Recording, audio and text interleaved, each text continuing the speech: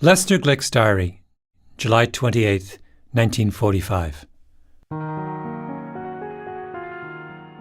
This morning I looked in the mirror and hated what I saw. My face is now emaciated, sad, and flecked with black dots. Lester Glick was one of the 36 young men who signed up for the Minnesota starvation experiment. Unlike so many of his counterparts, Glick did not leave an oral history of his experience at the Library of Congress. All we have is what he wrote in his diary. This entry is from late in the study after months of hunger. My nose is bony, my cheeks protrude, my lips are big and flabby. My fluffy, wavy hair has become coarse and straight. My comb is always laden with globs of loose hair. I can count my ribs in the mirror, and my collarbone sticks out as though dislocated. My arm muscles have dwindled so that I could reach around my arm above the elbow with my thumb and third finger. I am so weak I can scarcely walk. I am tired, discouraged, and my life has all been drained from me. And here's what Lester Glick wrote on October 19th, the second to last day of the experiment.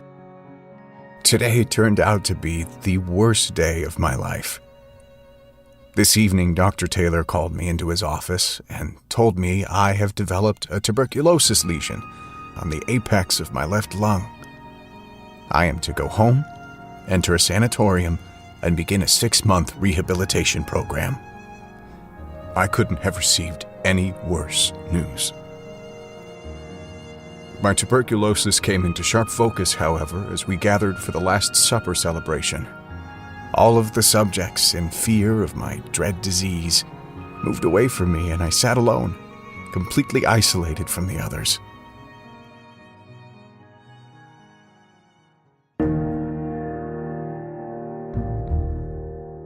My name is Malcolm Gladwell. You're listening to Revisionist History, my podcast about things overlooked and misunderstood.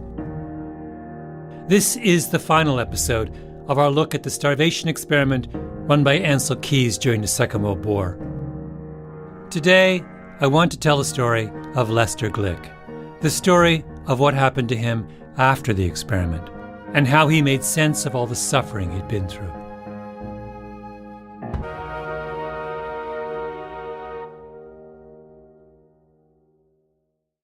Just tell me a little bit about your father, first of all. So I look very much like him. He had dark curly hair. He was about 5'5", I think, maybe 5'6", if he stood on his tiptoes, maybe. He was down to 114 pounds at his lowest weight. Lester Glick died in 2003, but I spoke with 2 of his children. That's his daughter, Chris. And he was a very thin man until he got out of the starvation experiment. I mean, before he went there, he was thin. But then he had an eating disorder the rest of his life. So he gained and lost hundreds of pounds throughout the rest of his life. He was kind of roly-poly is how I remember him. After I spoke to Chris, I called up Lester Glick's son, Byron. How do you think the experience of being involved in that experiment changed him?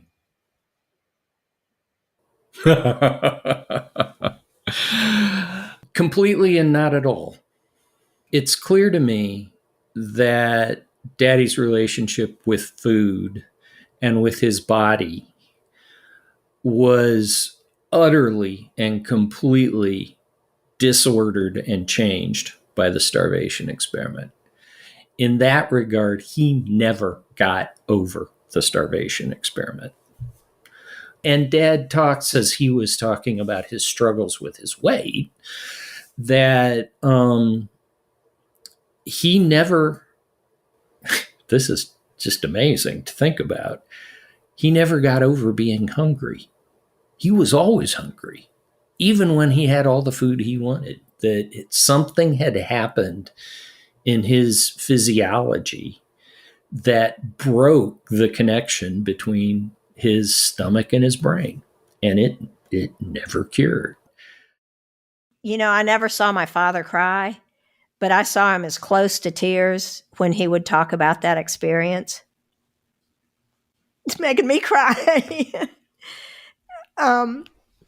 Like he would always keep candy underneath his seat, the driver's seat in the car, because he always wanted to have food close to him, just in case he got hungry. And he described starvation as the worst deprivation there is for humankind.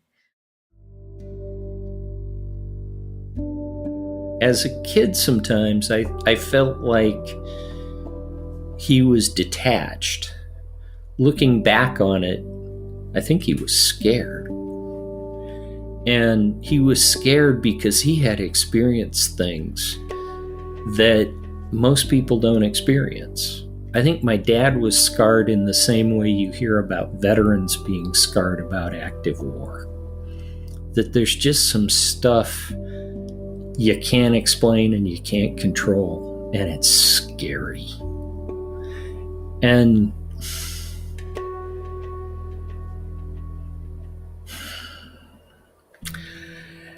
part of me wishes that my dad had never had to experience that. That he had had a sweeter life than he had. And he had a pretty sweet life. He had a good life. He would say he had a good life. But he paid a price for what he believed. And he kept paying that price his whole life. He was an amazing man.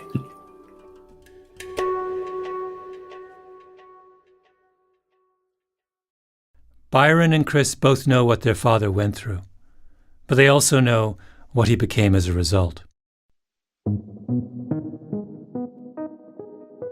For as long as scientists have puzzled about human physiology, they've wondered how the body responds to extended deprivation. When you don't eat enough, you get weak. We all know that. But beyond that, the details quickly get complicated. And those critical details obsessed Ancel Keys as he set out to design the starvation experiment. In 2021, the journal Obesity Reviews devoted an entire issue to the legacy of Ancel Keys. The issue was organized by a physiologist at the University of Freiburg in Switzerland. His name is Abdul Dalou. Give me an example of a question that is very difficult to answer in your world. I mean, we knew, right, from the beginning of 1900, from prisoners of wars, from people being malnourished and recovering, that there was a tendency for body fat to be recovered faster than lean mass, than muscle mass, and so forth. And this was quite a problem, because when you think of you are rehabilitating a patient who has, let's say, cancer or infection or wherever that they lose weight because of the disease, when you have to make them recover, you would prefer them to recover tissue, organ, and muscle, because that's where the functionality is critical, right? But they have problem to recover muscle mass, muscle function, and relatively easy to recover fat. And especially in the abdominal area, which is where the bad fat is situated. Muscle is a lot more important to regaining your health than fat, but the body wants to recover fat first after extended weight loss, and not just a little fat. Not only they recover their fat faster, but they recover more fat than they lost. So so they recover more weight, and it's mostly fat. Why does the body do that? And is there something that science could do to make the body switch tactics and build lean muscle instead? You can imagine all the areas where the answers to these questions would be useful. Keys was focused on people suffering from malnutrition during the war, concentration camp survivors, for example. That's one area. Dalou mentioned people recovering from serious illness, cancer patients after chemotherapy. That's another. But there's also people trying to recover from eating disorders, people struggling with obesity, trying to maintain weight loss. 85 to 90% of those who lose weight gain it back. We need to understand that process. But there's a problem. There's no easy way to do good experiments on starvation and its aftermath. I mean, how would you do it? You need to carefully control what people eat, when they eat, how much they eat, and you have to do that for months on end because nothing useful about diet can be learned from a few weeks of observations. You can't run experiments with prisoners or people locked up in a psychiatric hospital because that would be unethical. You need people who consent to be starved and have the discipline to follow up on their commitment. But how do you find people who fit that profile?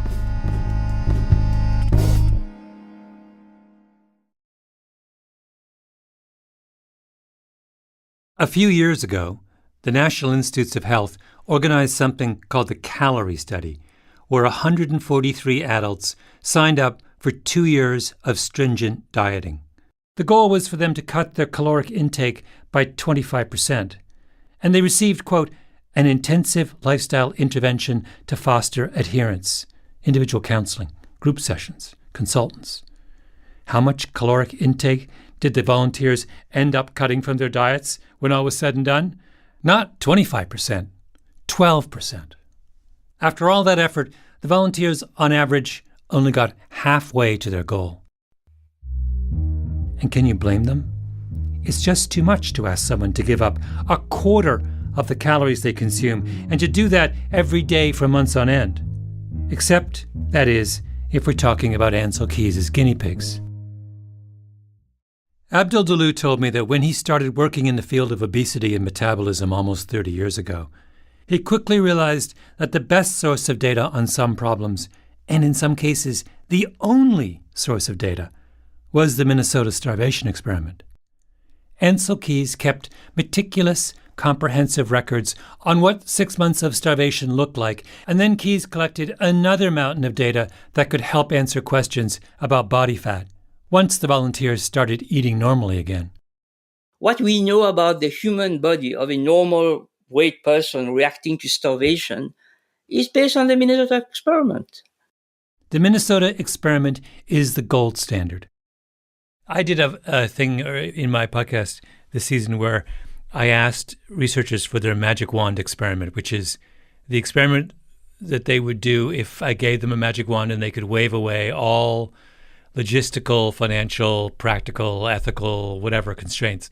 And I'm curious, if I gave you a magic wand, what is the diet or nutrition study that you would do? You mean ethical also is, Yeah. we forget about it. Wow. Yeah. To try to do a similar study, but now we have so much more technology. We can monitor physical activity. A lot of the changes of functional, whether it's muscle, whether it's immune function and all that. Mm-hmm. What you're saying is you'd simply redo the Minnesota study, only this time use modern methods to gather an order of magnitude more data. Right. The whole point of a magic wand experiment is that it's the experiment you could never do in real life. Ancel Keys did the perfect experiment without a magic wand. And why was Ancel Keys able to do that? Because he was lucky enough to find volunteers willing to starve themselves to the point where their faces were flecked with black dots, their noses were bony, their cheeks protruding, their hair coarse and straight, and falling out in big globs.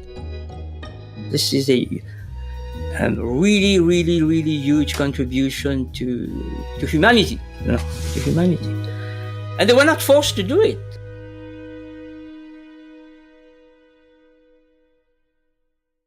When the U.S. entered World War II, Lester Glick was 23 years old. He declared himself a conscientious objector. He had grown up in a Mennonite family, attending one of the historic peace churches where pacifism is a tenet of faith. Glick was assigned to Ypsilanti, Michigan, to the state mental hospital. He was the night charge attendant on the active tuberculosis ward. Then, one day, he saw a notice on a bulletin board. And at the top, there was a statement that said, "Will you starve that they be better fed?" So Lester Glick would have seen this. That spoke to him in his language. That's Dwayne Stoltzfus, a historian at the same Mennonite school Lester Glick once attended, Goshen College. I think, when I was hungry, did you feed me? When I was thirsty, did you give me something to drink? It is that kind of language. So it very much is responding to Christ's invitation to go out into the world, not to stay in your church, but to go out into the world and to do good work and be judged by those actions. Matthew 25, verse 35, the same crucial verse I talked about a few episodes ago in talking about refugees and acts of kindness. My friend Jim Leptison, who's a Mennonite pastor, calls Matthew 25 the national anthem of the Mennonite Church, the verse that defines the Mennonite religious calling: to welcome the stranger, to clothe the naked, and to feed the hungry. For Mennonites, certainly of Lester Glick's generation, but I would say across generations, the reading of Matthew 25 is a literal reading. It is a powerful invitation to step out of your comfort zone and go to places that are dangerous and risky and uncomfortable in order to do good. And this is another front, spread over the face of America. Like the other fronts, it is big and complicated. So big that only a few men in the whole nation can understand its real capacity for waging war. So Lester Glick moved to Minneapolis and took one of the long line of cots that Ansel Keys had set up underneath the school's football stadium. He became a guinea pig.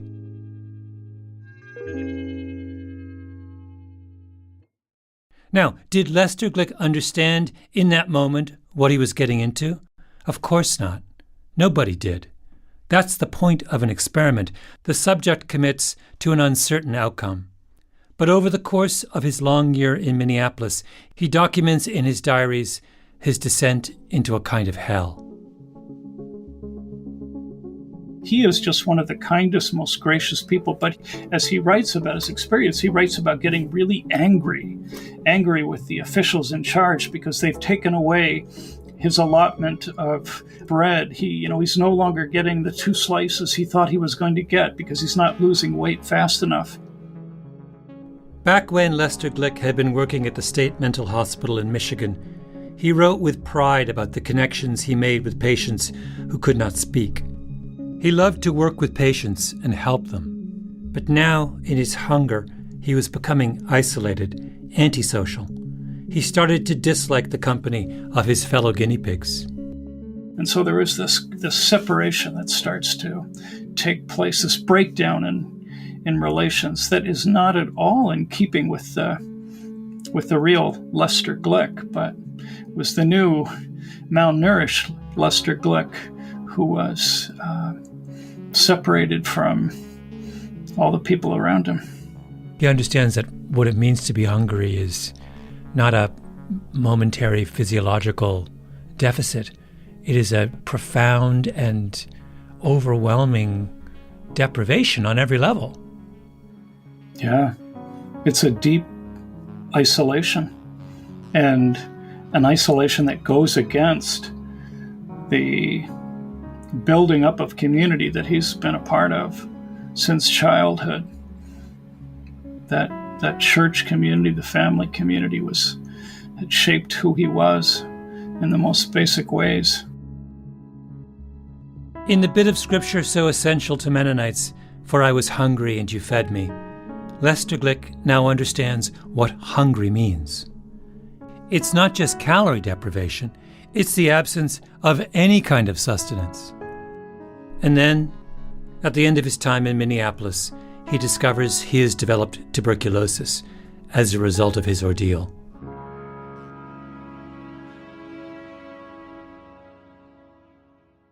So Daddy's plan had been to go to medical school when he was in college, and he was going to be a doctor. And then when he got TB during the starvation experiment, his doctors told him that he couldn't withstand the rigors of medical school, and medical education and then medical practice. And so they advised him to do something else, and he chose social work. His life took a profoundly different turn. He got a master's, and then he got his PhD at Washington University in St. Louis because he felt like, as he practiced social work, that social work education was what his calling was. So he wanted to teach other people how to practice social work with the principles of loving kindness, and not just as a sort of mechanical practice of obtaining services for people. Glick started a school of social work at Goshen College, his alma mater in Indiana. He went on to start another school of social work at Syracuse University, then one at the University of Southern Mississippi. He's a social work school planter. Yes.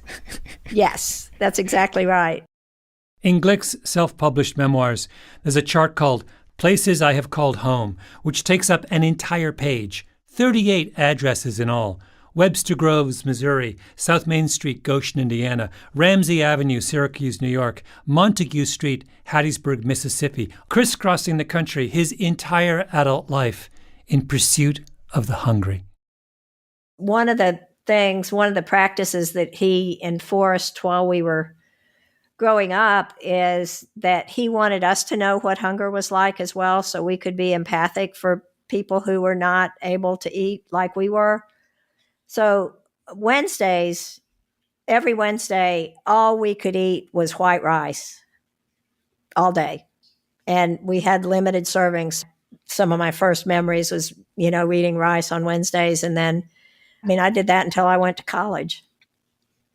How did you and your siblings feel about that? Did you understand the point of it? I don't think we did, except we knew how important it was to our father, and we laughed about it and kind of kidded him about it. But I don't remember any of us ever saying, this is stupid, we're not doing this. We did it. It's not a trivial thing if you're hungry to be fed. It's one of the greatest services you can do to another human being. When he was dying, they lived in a little retirement community, and they had these little individual sort of apartments where people could live that were freestanding. And Daddy, he always was a gardener. He had a really great green thumb. And so he had a large garden where he provided fresh vegetables for all the people in the 12 little units where they lived. And when he got sick that year, he couldn't maintain his garden anymore, and he was very concerned about where his neighbors were going to get their fresh vegetables if he wasn't able to provide them for them. The more time I've spent looking at the starvation experiment, the less I've understood why so many people in the scientific community are uneasy with what happened. People say nothing like that could and should be done today. But why? What exactly is it about the experiment that is so incomprehensible to us today? I think the answer is that we focus far too much on what was given up in the moment by the volunteers, and we forget about what was gained down the road as the result of that suffering.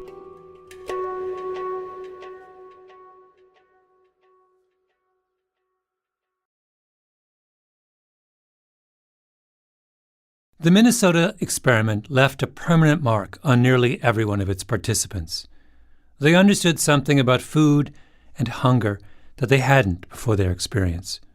Of the 18 who left their oral histories with the Library of Congress, 7 signed up for something called Heifers for Relief, a program that after the war shipped livestock from America to Europe. The volunteers took trips back and forth across the Atlantic, taking care of the animals. Another Minnesota participant worked in relief camps after the war. Sam Legg, one of the leaders of the guinea pigs, worked with the Quakers to buy food for the hungry in post-war Europe. Marshall Sutton traveled to the Middle East to feed refugees in Gaza. Several more went to divinity school. Another man spent 30 years as a missionary in South Africa, Mozambique, and Kenya. And Lester Glick set out to plant social work schools throughout the United States, feeding the hungry in spirit, but also just the hungry, because after his year in Minneapolis, he no longer made a distinction between spiritual and physical deprivation.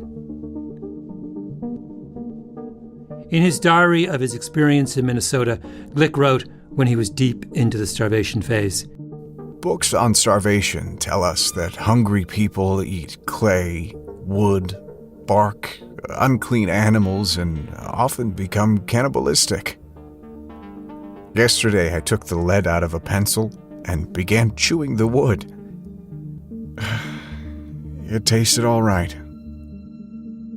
For some crazy reason, I crave raw horseradish, sassafras roots, and rabbit meat. I think about how cannibalism is a terrible option for a starving person and try to put it out of my mind. But I can't seem to stop thinking about it. You don't really get over feelings like that. The best you can do is channel them into something else. For Glick, it became cinnamon rolls.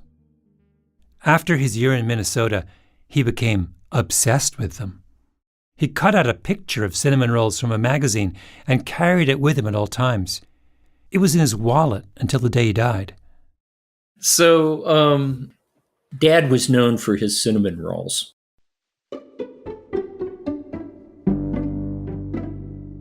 He made these deep-fried cinnamon rolls that were just amazingly delicious things, and he would make literally thousands of rolls. There's a picture of me or one of my siblings sitting at the kitchen table, and the table's covered in rolls. There are rolls on the counters behind us, and Dad took great delight in taking those rolls to people, of bringing them into church and people enjoying them. And it's kind of a microcosm of what Dad was up to his whole life, of giving people some kind of sustenance that brought them to an unexpectedly good place.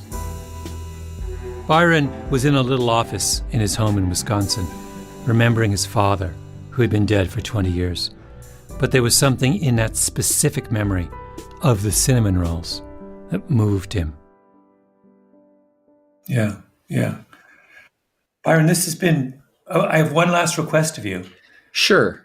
I would like you... Can you read that passage from Matthew? Give me King James. Let's do it properly. Actually, let me run get a Bible. He left the room and came back with a family heirloom, his grandfather's Bible, battered, leather-bound, handed down from his grandfather to his father and from his father to him. Byron looked for the passage in Matthew, the Mennonite national anthem. For I was an hungered, and you gave me meat. I was thirsty, and you gave me drink. I was a stranger, and you took me in. Naked, and ye clothed me. I was sick, and ye visited me. I was in prison, and you came unto me.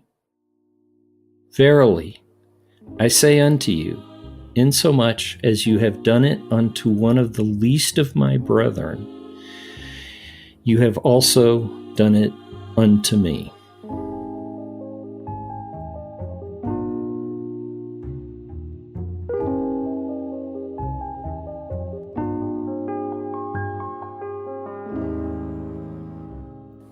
That's beautiful. Yeah. Byron, thank you so much. This has been what a wonderful father. Oh, man.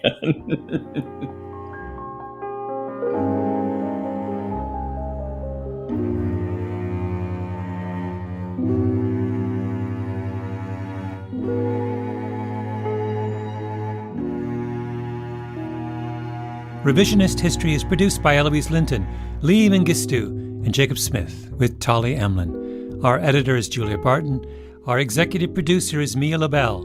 Original scoring by Luis Guerra, mastering by Flawn Williams, and engineering by Nina Lawrence. Fact-checking by Beth Johnson, voice acting by Tim Heller. Special thanks to the Pushkin crew, Heather Fain, Eric Sandler, Maggie Taylor, Sean Carney, Morgan Ratner, Mary Beth Smith, Jordan McMillan, Carly Migliori, Maya Koenig, Royston Beserve, Daniela Lacan, Nicole Morano, Isabella Narvaez, Lital Molad, John Schnars, Jason Gambrell, Amanda K. Wong, Kazea Tan, and of course, our fearless leader, El Jefe, Jacob Weisberg. I'm Malcolm Gladwell.